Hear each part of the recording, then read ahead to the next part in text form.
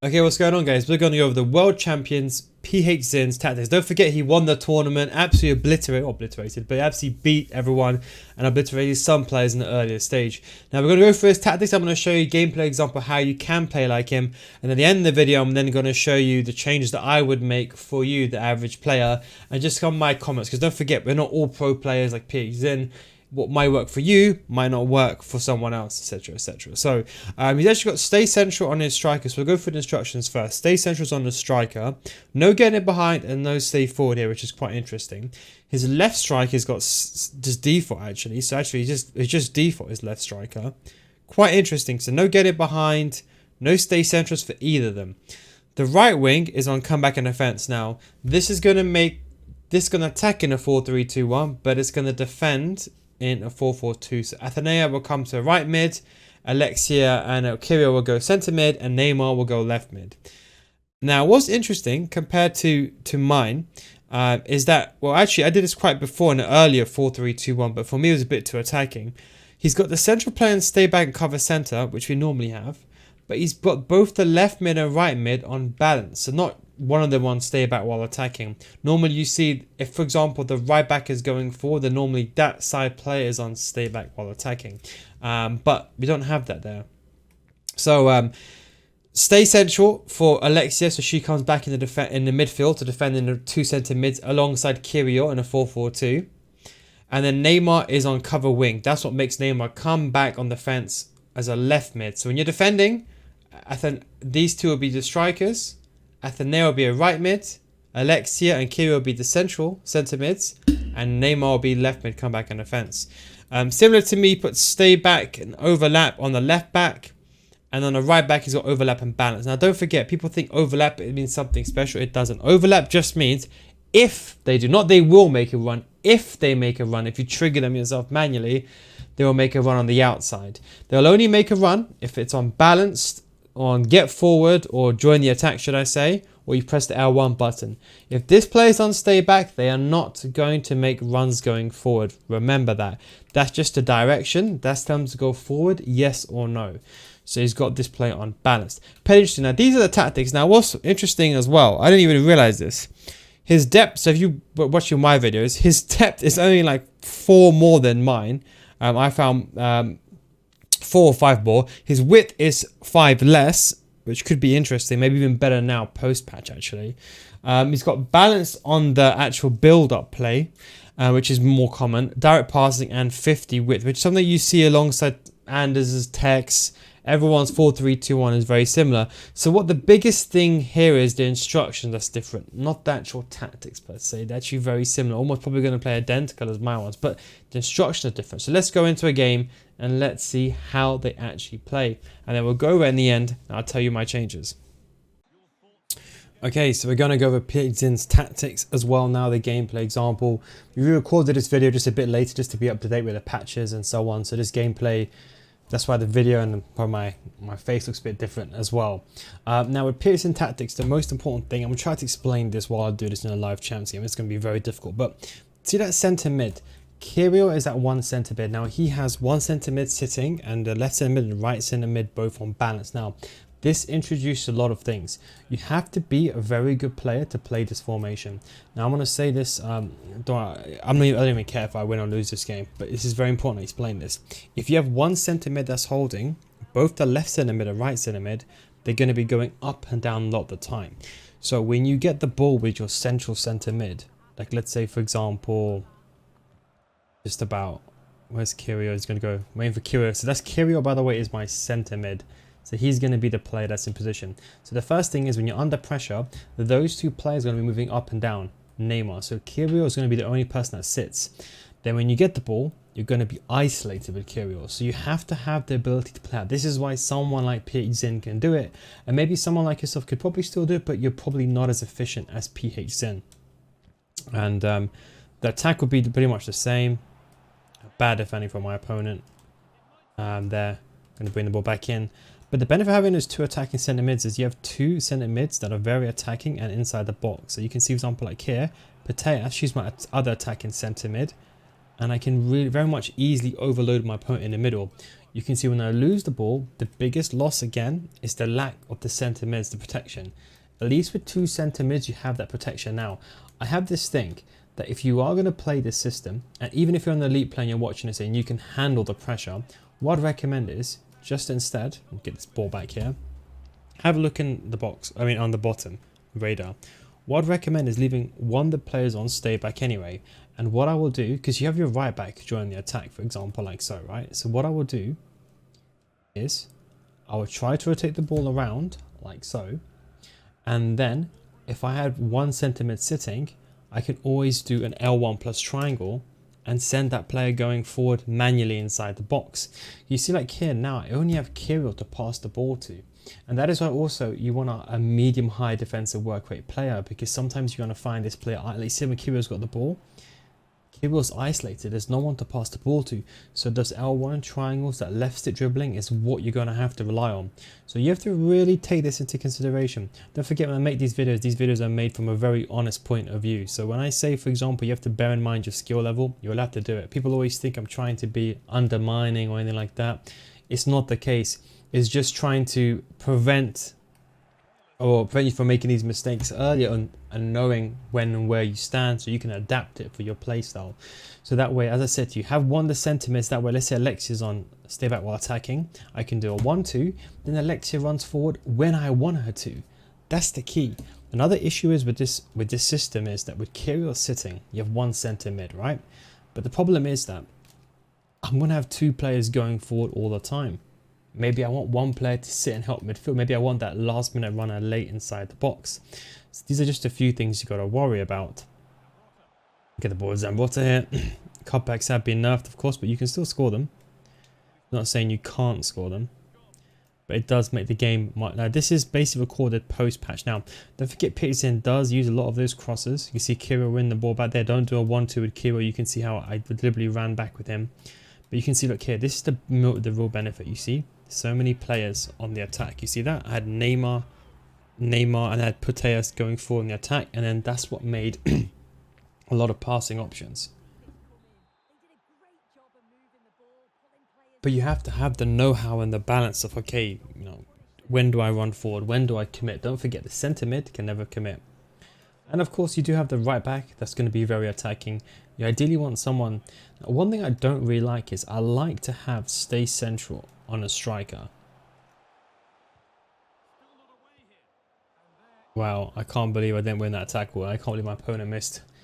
Nice finishing. By the way, everyone's talking about finishing now. If everyone watched my video since day 1, the issues I've outlined in day 1. It's not a new thing. It's been the thing from day 1. So you can use things like precision lob pass. This is where you take the formation to another level. You see, for example, PHzin do the same thing. Now, I'm not going to do the same thing here, but I'm just going to show you some examples of where I would use them. So I'm just going to run back here. Don't forget, of course, the right back.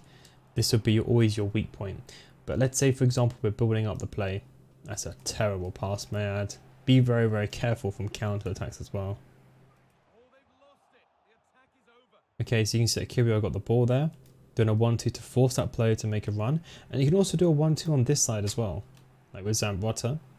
But of course, you need to know your limits. I can see Zambrotta, I know, is pushing forward. I know my limit here is 3 players because it's a 3 versus 3. So this puts me in a perfect position to outnumber my opponent if I can break through. That was not the pass that I wanted, to be honest. Ball like here. Take here, get a 3 versus 3. Waiting. With 3 versus 3, it's all about timing. And I can believe I should to get the pass back. And good defending from my opponent to run back. You can see like here with Neymar. Not in the advanced position. I would say realistically you need to play 2 box-to-box, I would say, in my opinion. I think you need 2 box-to-boxes here, personally speaking. Maybe you can get away with 1 more attacking. We're going to be a bit of teammate contain here, just to close the gap. And you can see it does defend in that 4-4-2. And also, one thing you got to remember, because it's on a 4-4, this is something that's very, very important. Because Alexia is the centre mid, that's also on get forward, right? That means that when you're transitioning from a 4-4-2, the centre mid Alexia, Kirill is going to be sitting, Alexia is going to be going forward. So what that means is effectively, is you're going to have no one with your 4-4-2 when you're building up. So if you're building up, this is definitely not a formation to use because you will be struggling in those regards. Have a look at PHzin when I win the ball back in a second, or I try to win the ball back. Have a look, you can see when she's sitting at centre mid alongside Kirill. So these are things to look at, but that gives us the benefit. Because she's unbalanced, if she's got a high attacking work rate, she will generally make pretty good runs. This is why I kind of like long ball, when this formation doesn't really have it.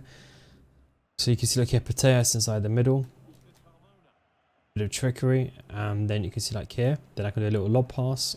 And if you have a tall centre mid, I think the key with this formation is, which I don't have, let me see if I got someone on the bench. I don't really have it, but let me just see. I think here the key would be a tall centre mid and maybe a tall winger. You see how he used Haaland, I always call him Haaland, inside the box, and you saw how that's a very good pass, that was onside. You can see how he utilizes him to head the ball downwards is very, very effective. I'm going to use Olga here, do a quick 1-2. Love the ball with Valverde. You see Olga, look at her, she's completely unmarked. I'm just going to switch the ball like so. Hopefully he's not offside. I'm going to do a quick 1-2 so Olga makes that run straight away. She didn't. I'm going to bring the ball back in. Quick 1-2 again. You can see Alexis into that space, so she's free. And that is one of the benefits of having an attacking centre mids. And that was actually to Olga, but the pass didn't make out. Let me see if I can emulate this. What we're going to do is, we're going to take a name off. We're going to put Carmona there just temporarily. What we're going to do is we're going to put... No, we'll put Llorente as the attacking centre mid. If you look at his setup is basically essentially the same as mine. It's just that centre mid and the lack of the getting behind options. Maybe he doesn't get them on getting behind because he likes to... I should have won that ball, but maybe he doesn't put getting behind because he likes to. I should have won that ball as well. A bit of manual pressing here. If you want to see a video like this, how to manually press like I just did, don't forget to check out my Patreon series, patreon.com/Nil, guys, links down below in the description. If you want to get better at FC24, I got a pressing video series on how to press, the actual theory of it. Like an hour and a half long video for both player relative and ball relative, links down below in the description. And don't forget, if you don't get better after 1 month, we'll refund your money. That is a Nil guys guarantee, and that is a bad mistake from me while I was too busy trying to think of the words that are coming out of my mouth. Our defenders here, I think he's a centre mid. Yeah, he is now. So you can see here, we got Llorente on that joint attack, so we're going to wait. Now I'm going to trigger Llorente. Look at this, I'm going to press the L1 button, didn't really work out. Now what you can do is, now if the ball gets Llorente, that is, I'm going to try. Okay, unfortunately Llorente went away, but you could see, for example, how I used that crossing kind of style to get the ball. Let's see if I can get an example here with, let's say, Llorente like so, header it down. You see how the ball's to my feet? And then I can then go ahead and make the attack. So do you see, that is one of the key things that he does. So maybe that is the reason why he doesn't use getting behind. I'm not too sure. I tried to get him onto this video series. I messaged him, but I believe I didn't get a response. Maybe he's very busy. I'm presuming he's probably get spammed with DMs, of course, after winning. But we could try to get Bennett's here. Ball back. Waiting for the ball back. Wonderful. Honestly thought that was a foul for him for a second. But the key thing here is those L1 triangles, you know. Like for example, like here, it's all about timing. You see example like there? And I think if you have the height as well, I think the way to use this would be to trigger the player, then use the height of the player to give you the advantage. That's a very nice play from opponent. Going to use a bit of teammate contained to defend the situation here. I believe he used, I'm not too sure he actually used in these positions. Going to bring the ball back here now. Go up. I do personally believe you do need a bit of physical presence as well. You get away with one person that's a bit weak. He's like here, to the players attacking. What I would do probably is the way I'd use this formation at my level is I'll use a centre mid because I'm comfortable distributing the ball with them. But you still got no midfield presence. What I'll do is I'll just use the ball to go around like this. When I find the gap of players, as you can see the cluster of players, that makes it very, and that was to the wrong player again. Mistake by me, I would say, more on that end. I can try to replicate this scenario in this. So again here, so I'll get the ball with Kirill, just be very perfectly back. Again, if I'm not too sure, I'll pass the ball back. The escape strategy is always going to be the cross. So you can see example like here, you see Llorente's unbalanced. Llorente's going to the wing area. Interesting with that width. Then I got Kirill. Then you can see that is the space being created. That's Alexia there unbalanced. That's Llorente, the advanced player. But then I can do those kind of quick. That's really bad for me. I don't know what I was doing there. I'm going to run back here. I'm trying to create the situation that in my head with Kirill.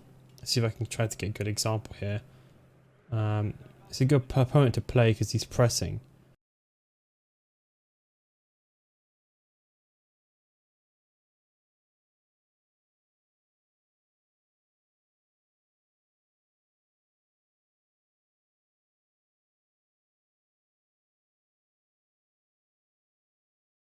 You see there's a complete mismatch because you have that centre mid that's attacking. So when you get the ball with Kirill, as soon as you invite the press, you're then going to create space for the rest of your team. That centre mid, I think, is the most important position. You need someone, I think, they don't have to be necessary. Well, I would want someone agile. They don't have to be the most agile of players, but they have to be able to hold the ball, you know. Maybe hold the ball, good passing, good dribbling. Maybe not the best. Agility and balance, of course, is the most important for maneuverability. But if you're going for like a tanky player, you probably wouldn't get that. Maybe something like, but like you can see something like here, when you get in this outnumber, and I would say the main way to attack is down this right hand side, because then also you got Llorente coming in late here, so I can get the ball. Watch Llorente. I'm not going to trigger him. See Llorente how he moved into that position, so you got to wait for that. So like here, what I'm going to do is trigger Llorente going forward here. Headed the ball down. If the timing was better, you can do something like that. But that's just an example of PHzin's tactics and how he used them. And we're going to go over a bit of a kind of my final thoughts towards at the end of the game. Okay, so overall, what do I think of PHzin's tactics? Very similar to mine. 5 width difference, depth is like a 4 depth difference, and it's basically virtually the same from my tactical perspective. So the tactics are completely fine. They're very much similar. I think it's wide enough the way the front 3 are, and then the right back when it overlaps, there's space between for you to maneuver the ball. I think in the half spaces, players like Alexia and Neymar are very good. I think the thing is with here, I would much prefer maybe a play on stay back and maybe a play on get forward.